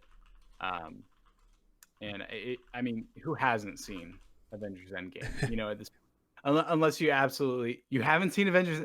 Oh, no. Yeah. No, I wasn't into them. I was unfortunately not into the Avengers films. I I just like stories alone. I wasn't too big of a fan of when they were like all together. So Oh, it's fine. I don't blame you. But yeah, just for me personally, uh, the feat of that alone gave it my number three. yeah, no, definitely. Yeah, I definitely respect the film. I know from like the Marvel standpoint, and I am a Marvel fan, and it's like I totally know that that movie was like that was like the home run of all home runs. Was just Right. well, the whole Avengers in general was just like massive. Um, so yeah, definitely hits that title of in our top three. Number two for me, and this one is I would say, as far as on my list, is probably the most controversial for most people to be like this high up on the list is number two. But Oh for man. me, it's Fantastic Beast and Where to Find Them. And for Whoa. me, I am such a Harry Potter fan. Oh my word, am I such a Harry Potter fan? And for me, I loved that this movie was all about the magical beasts. Because, so growing up, I was always like that kid that loved like fantasy, but I love fantasy for the creatures. Hmm. There's been a few like older book series that I would probably totally recommend, like in later podcasts. And I'll have to like dig them up about which ones they were. But there was this one book series I was obsessed with, and it was about these kids who had this book, and this book talked about all these magical creatures. And I remember my grandma actually got me like the magical creature book for like a birthday present or something when I was a kid. And so when I watched Fantastic Beasts, I like felt that again. I was like, oh man, like look at all these like fun, cool, Fantastic Beast creatures and whatnot. I really appreciated that, and I thought like CGI wise was so good.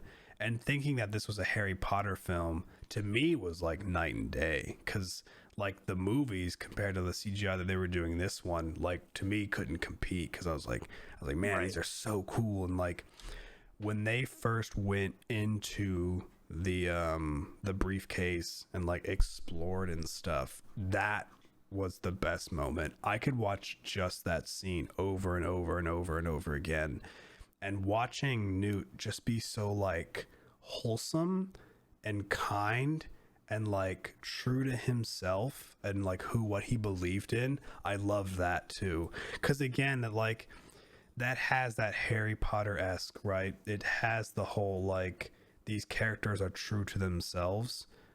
Like Harry is, he is himself. He is this like hero character, and Ron has always been this friend, and he's always there to have this back. And like Hermione always falls in the like I know what I'm doing, and I have the brains, right? And with like Newt Yeah. Scamander, he was just this like this awkward kid, and he wasn't super popular or anything. He liked bugs and creatures, right?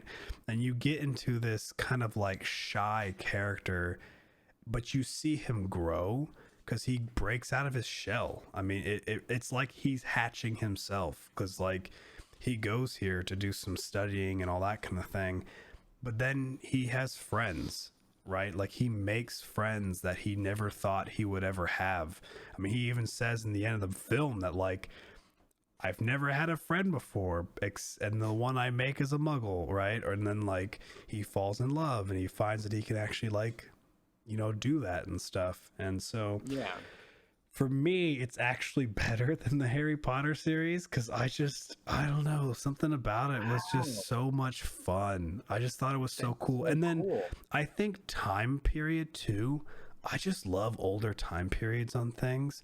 And I think that part of it was really fun, and I don't know. It was just exciting. It was a good movie. So that's on my number two. It had a lot of hit because I think like there's a lot of plot holes into it, I'm pretty sure, and like there's some things that I don't really agree with for like direction wise that she was going, and she being JK Rowling. But I just don't think about that truthfully. I just had a good time. I don't care where it fits in the lore. I just treat Fantastic Beasts as its own thing. To me, it's not Harry Potter. to me, it's Fantastic Beasts. It is its own standalone, right? I don't think about Harry and Ron and no-nose Voldemort. I just think about, here's Newt Scamander. This is their villain right now. This is his crew. Boom. So that is my number 2, is Fantastic Beasts. Nice. I love that. No, just because I'm on the opposite spectrum of it, but I love that we have like these like yeah idea of what we love. For my number 2 is a movie 2017 titled Wonder. It's based off, and it's based off a book. So this movie is about this boy named August, or Augie Pullman, who has a severe facial deformity. When he was born, he had to have 27 different surgeries in order to retain his sight, smell, and hearing. And it's just basically a movie. It's such a feel-good and wholesome movie of just this kid finding his way in school, finding friends, just going through what a kid with that kind of facial deformity would go through, and finding true friends and true people. And this is just a movie all around about just people trying to make their lives work. And it's a beautiful thing to watch, because these are they're very simple stories in a way, but it's fun to watch them play out, and it's fun to see Augie kind of form these friendships, and by the end of the movie kind of become the light for that school, kind of this kid that's shown everyone, hey, like, it doesn't matter what you look like, it doesn't matter what disabilities you have. You have the potential to be someone's hero. You have the potential to be to brighten someone's day. This movie, no matter how many times I watch it, moves me to tears multiple times, because there are so many moments in this movie that deal with really real things, that deal with depression, that deal with isolation, that deal with wondering if you're ever going to be able to be normal. And it's such a beautiful story, and they brought it to screen just perfectly. And I can't recommend this movie enough. It is just such a sweet, wonderful movie. Yeah, I definitely second that one. I've seen it too, and it is it's pretty heart tugging at some moments for sure. It is. That's the perfect word for it. It's a heart tugger. Yeah, like you pull the heartstrings for sure. Yeah, and he has a sister in the movie, and you kind of see like some struggles that she has as well with like the whole situation, and I feel like it's a pretty real struggle for someone of her age, and like she's in like this high school turning point and dealing with like the brothers. So yeah, it's they portray everyone, parents and friends and every one of those characters in very real life. Like this is very like this feels very like this would be a normal family. Yeah, definitely. So with that, we are now at our number ones, which, sorry, my second one, Fantastic Beasts, was 2017, for those who might be wondering. And my number one, it too came out in 2017. And for me, that is Spider-Man Homecoming. That has been my favorite movie in the past 5 years. Spider-Man is my favorite Marvel superhero, hands down. I love Spider-Man. Nightwing is my favorite DC superhero, for anybody wondering. But so yes. Spider-Man, I've always loved Spider-Man. It was the first PS1 game I got, was the Spider-Man game. And to me, it was always like Spider-Man was the relatable kid. He was just this nerdy guy, and like he had a couple friends, and his powers were just fun. Like he could swing around, he could like climb up walls, and he had a spider sense. And so Spider-Man in general has always just like been my go-to. I mean, heck, I think even on like, hopefully I can show it, the background of my phone here, if it decides to, is Spider-Man, and it always is Spider-Man. I always keep Spider-Man on my phone.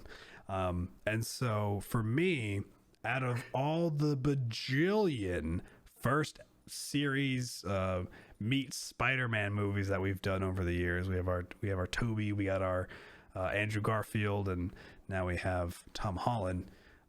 He is my favorite. I think Tom Holland plays a great Spider-Man. I think that they made this one at a good time because in 2017, Marvel movies are obviously doing super well, right? You had Black Panther in 2018.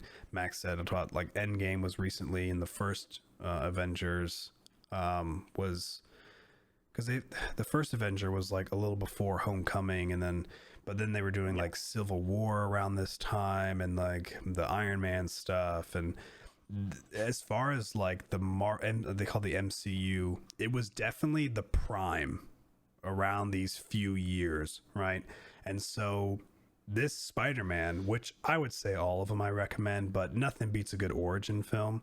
So Spider-Man Homecoming just plopped itself in, and you got a taste of Spider-Man in Civil War. That was the Captain America versus like Iron Man kind of thing that was happening. That was when you first got a taste of who Spider-Man was, because he made his like debut. He was on Iron Man's side, and I was like, ooh, whoa, who's Spider-Man, right? And so I was getting hyped, and then they finally gave him to us. They were like, here is Spider-Man. You saw him in Civil War, now here's his film.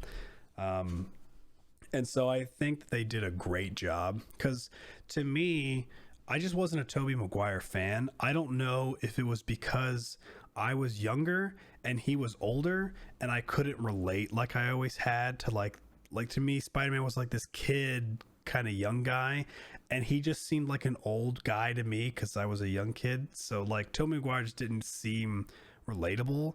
And then Andrew Garfield, he was too cool. He just seemed like a cool dude. I was like, man, he's cool. He played a cool Spider-Man, but I was like, what the heck? Why is he this cool? I thought he was supposed to be more dorky. Like he's rolling in like a skateboard and being like, yo, sup guys, I'm hot. And I was just like, this is so weird. And so I didn't like that. And then Tom Holland, he played this kid, this literally dorky kid who just, he's a nerd. He's like in the math club or something, and they're doing it's like a debate club. Yeah, whatever. Yeah, he's in this little geeky club, and like he's got his friend who's the big old tech nerd, and they just like play video games and do homework. And so I just think that his the way he was doing his character was like really spot on, and I just felt like I was relating more to him in this one. And then visually, it was awesome. Like the web swinging was really cool. It was fun seeing him get like some Iron Man gadgets, because like Iron Man was his buddy, and so like it was fun seeing him have like pretty cool enhancements to his suit, because it made sense, right? The MCU is definitely more about like Iron Man helps you be more technologically advanced, and like the whole what's the organization called that they utilize? Shield. Yeah, so Shield obviously is technologically advanced. So I was glad to see that he wasn't just Spidey boy swinging webs. Like he has like his suit was giving him some like cool abilities, and so I loved it. Homecoming, man, watch it. It's so good. And watch the other ones. Far From Home is the other one, and there's talk of like a new one that'll come out eventually too. So that is my number one, 2017 Spider-Man Homecoming. Love it. Such a great pick, dude. I love that movie so much. Yeah. And then, I mean, you called it already, man. I mean, my number one is Mad Max Fury Road. The Mad Max himself. I want to make some context here. This movie came out of nowhere. I'm not even joking. Really, the Mad Max movies. Mad Max movies were from like the early '80s, like the original trilogy. Yep. Played by Mel Gibson. My dad showed me these movies when I was 16. Probably was not old enough to watch these. Didn't care. I didn't care because I watched them. I watched Road Warrior, and I thought, this guy has my name, because my dad would always call me that growing up. He would call me Mad Max. And I thought that was the coolest nickname that I got out of all my nicknames, because being named Max, I get nicknames out the wazoo, especially in high school and middle school. I was called Max Goof, Maximus Prime, Maximus Meridius, Maxwell House, uh, Maximum, whatever, like Maxwell's whatever. house. Yeah, whatever Max Keeble, like Oh whatever my Max, gosh. like yeah, Max Keeble, big Oh move. jeez. But my favorite one that no one in school knew about because these movies are ancient is Mad Max. And like Dad would always just be like, "Yeah, that's Mad Max." Like just like whenever I did something cool, and like, "Oh, that's awesome. I love that." Because I mean, you know me, I almost never get mad. So it's like, but I watch these movies and they are just unlike anything else out there. I know I've already said it, and a lot of my movies kind of portray that of like I really love films that are just really out of the norm. This movie is set in a post-apocalyptic wasteland in the country of Australia. There is no more water. Everything, I don't know how that happened. I don't care how that happened. The movie doesn't care how that happened. The movie doesn't care to Not at tell you all. anything. Not at all. And that's what I love about it. These movies just say, this is where you're at. This is your main Accept it. character. Accept it, enjoy it, and just dive in. It does not hold your hand. These movies are so heavy metal. They're so punk, like steampunk, which is like one of my favorite genres.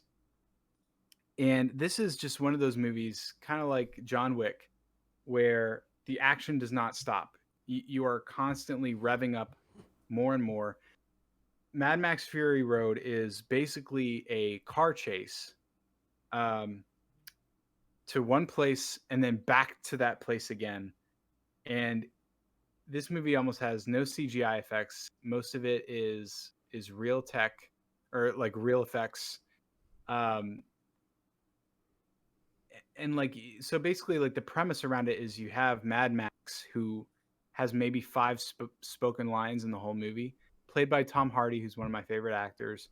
And the whole idea around Mad Max is, and he always starts the movie by saying this usually, is, in this world, it's hard to tell who's really crazy, me or everyone else. And so the reason his name is Mad Max is because he's crazy. He's kind of become crazy due to the death of his daughter and wife at the hands of these motor heads, whatever, these crazy bikers. And it drove him insane, and he became known as Mad Max. He drives this amazing Challenger car that I wish I could recreate one day. I want to make it in Cyberpunk, see what happens. But it's basically a story of, this. He's just kind of this hero that comes out of nowhere and just kind of inserts himself into the true story of Furiosa, who's played, I forget her name, but like she basically is this warrior woman who works for this Morton Joe, who has the last area of green in the wasteland of Australia, and he divvies out small amounts of water to the people living where he is, but he kind of holds it for himself as this tyrant. He has multiple wives. Guy just kind of lives above everyone else in this crazy world. And Furiosa decides that she's tired of it, steals all of his wives, and just completely bolts. And Mad Max just kind of gets sucked into the middle of it, and the story ensues. And this is a story unlike anything I've ever seen. I even remember when this movie came out, people had never seen anything like it. And it was like it just came out of the 80s all over again, today's graphical abilities and cinematography. And people loved it. This movie was considered a masterpiece.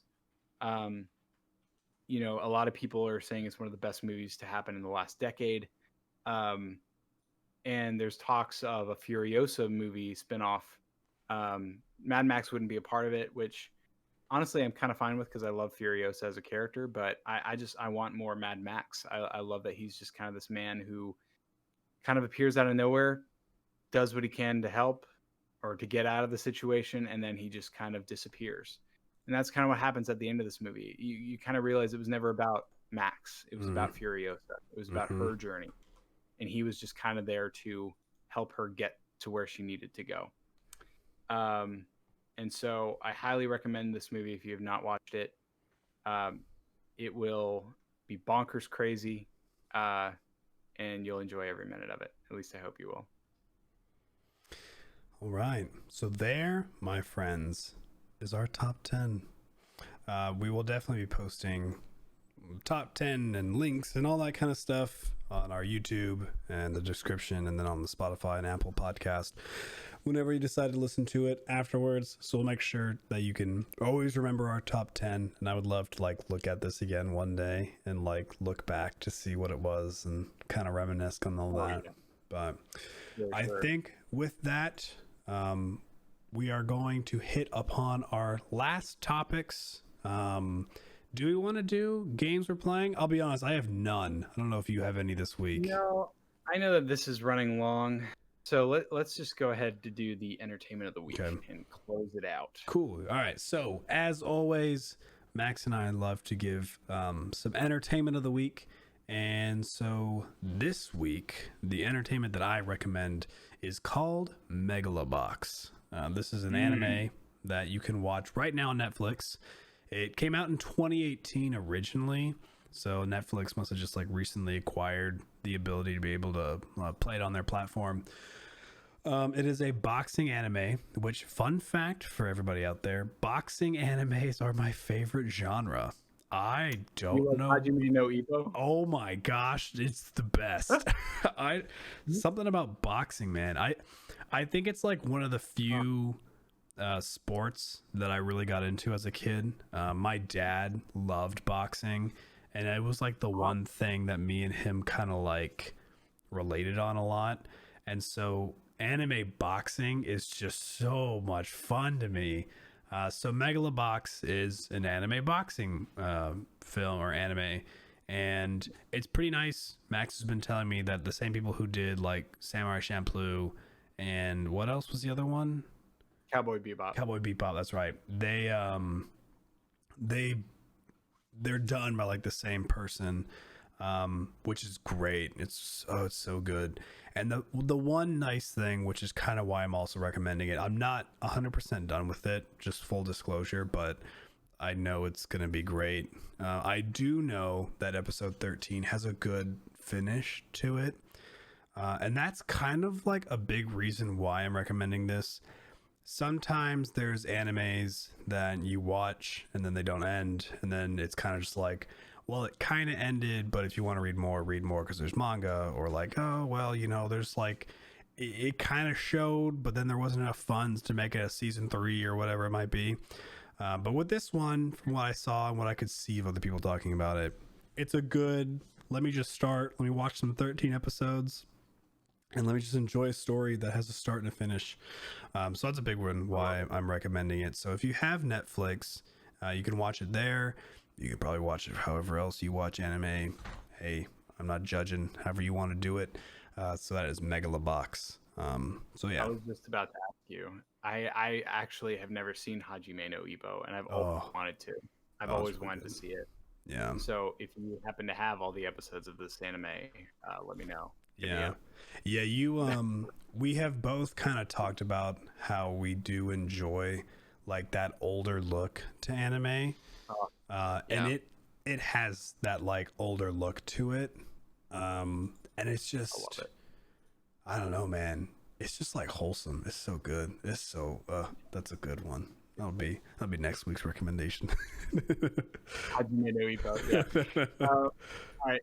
So for me, I'm going to be recommending actually a game called The Golfing Dead. So this is actually a game I played recently with some friends of ours, and it's just super fun. It kind of reminds me of Exploding Kittens or whatever the game is.